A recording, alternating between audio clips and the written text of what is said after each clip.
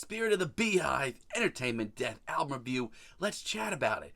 Hey guys, what's going on? John here from What's Spinning here tonight to chat about this new one from Spirit of the BEEHIVE. These guys are a Philadelphia-based band. They have dabbled in a lot of different things over the years. They have thrown their hats into indie rock and Neo-Psychedelia and Shoegaze and dream pop and noise pop. And over the years, I've certainly had a lot of conflicting thoughts on them. I thought their self-titled debut was pretty average. I thought some of the best moments here were some of the more heavy ones, some of the guitar-driven ones. Because let me tell you, some of the dreamier, hazier, more experimental tracks here were the ones that fell apart quicker. But as they have gone further into their discography, it's become a lot more experimental, a lot more hazy. I have almost the exact same thoughts on their follow-up EP, You Are Arrived. But to be honest, I was almost completely gonna give up on these guys around the time of their Pleasure Suck album. I mean, this album certainly had moments that kind of excited me, like the way that their early days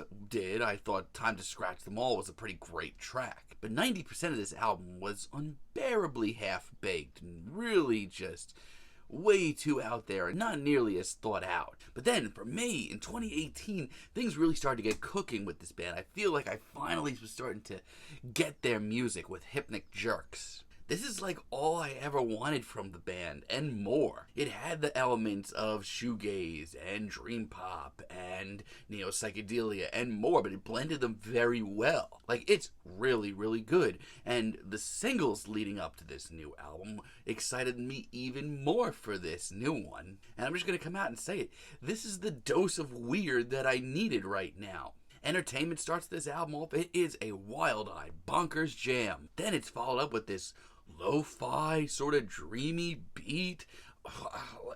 That's what excites me about this album so much. You never know what you're going to hear from moment to moment. But that really kicks my listening into high gear really quickly. This is one of the oddest things I've heard in music all year. This entire album is, and I mean that as a compliment. It has that lo-fi indie rock feel to it. I can almost see fans of early Guided by Voices being into this. It's weird and chaotic at times, but it's also really relaxing and gorgeous too. Remember a couple of years back when I felt like this band was really struggling to put some of their thoughts to tape? They figured it out. There's Nothing You Can't Do is even odder. We get these hazy, weird, layered instrumentals and these haunting vocals and oddball vocal snippets thrown in. I can barely classify this. But it has a strong groove, and it's so hypnotic. And I love the sort of grisly, dangerous underbelly that we hear towards the end of this track. Wrong Circle, on the other hand, is much more kaleidoscopic. It almost has some chillwave elements to it with those big, beefy synths and those hazy production tricks. It's dreamy, but it also has a ton of heart to it. The fact that I genuinely don't know what I'm going to hear from track to track, it's really, really exciting. I mean, I will say this, as far as the songwriting goes, it's not going to be for everyone. There's some bizarre topics on here, but between the freakish production and the even more freakish vocals that we get on this track, it's a wild ride. Bad Son continues this album's really fantastic path it's on. This is an odd one in a completely different sense. I feel like this almost has like a book sound to it. It's super dreary. I love the spacey beat, and the manipulated vocals here are a real nice touch. I can almost see, like, I don't know, fans of Tobacco or like Black Moth Super Rainbow being into this. And once again, when things open up later on in this track, we get this big, gorgeous, very kaleidoscopic beat that is genuinely beautiful. This is definitely the dose of odd that I needed right now. I'm going to get right to the point. This is probably going to be one of my favorite albums of the year. I do have two very glaring issues with it. One, this is a very niche album. This is certainly not going to be for everyone. And if you don't, if you're not into this noisy, wild blend of genres, I totally get that. My other more glaring issue is there doesn't seem to be a lot of in-between.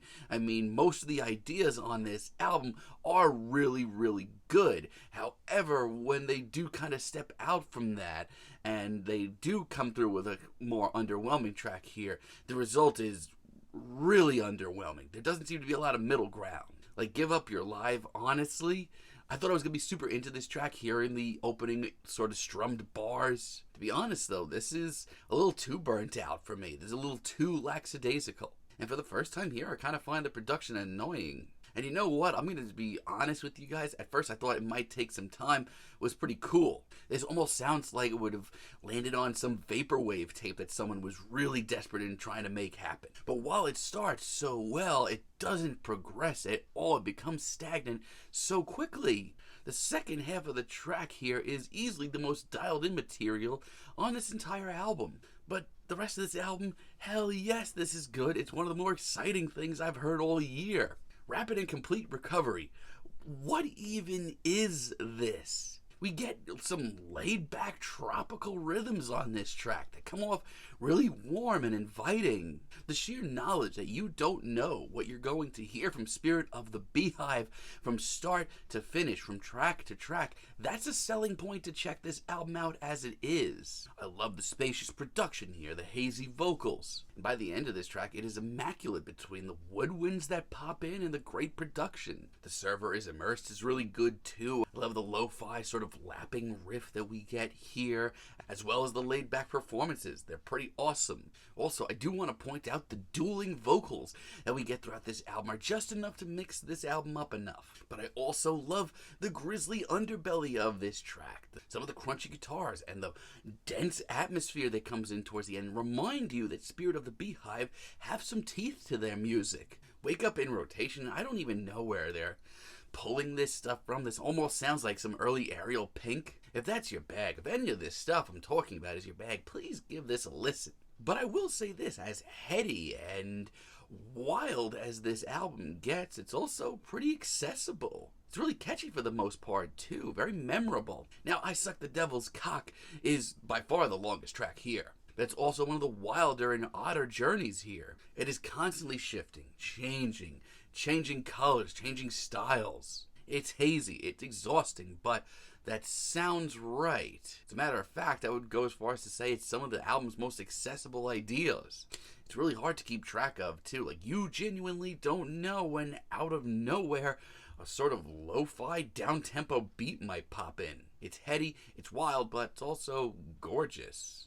And Death is just an awesome finale. I mean, this is just like the title. It is crushing. It is dismal, depressive even. We're getting this unbearably bleak outlook set against this sort of dreamy, fluffy Spirit of the BEEHIVE atmosphere. And that in its own way is ominous and weird and wild and just the perfect finale to this batshit insane album. This, to me, overall, sounds like the arrival of Spirit of the BEEHIVE. This is one of the gutsiest, most surreal, genuinely odd albums I've heard all year, but it's exciting in more ways than one. You don't know what you're going to hear from one track to the next. Even if something starts as a chaotic jam, it might end up as this ethereal, down-tempo, beat-inspired jam. This shows Spirit of the BEEHIVE getting their own little niche in weirdo music, and I commend that. I would recommend this album quite a bit. I'm feeling a decent 8 on this album, but let me know what you guys think down below. If you liked the video, be sure to give us a like, give us a subscribe, and let me know down below what you would like for me to chat about in the future. And until next time, have a great day, guys.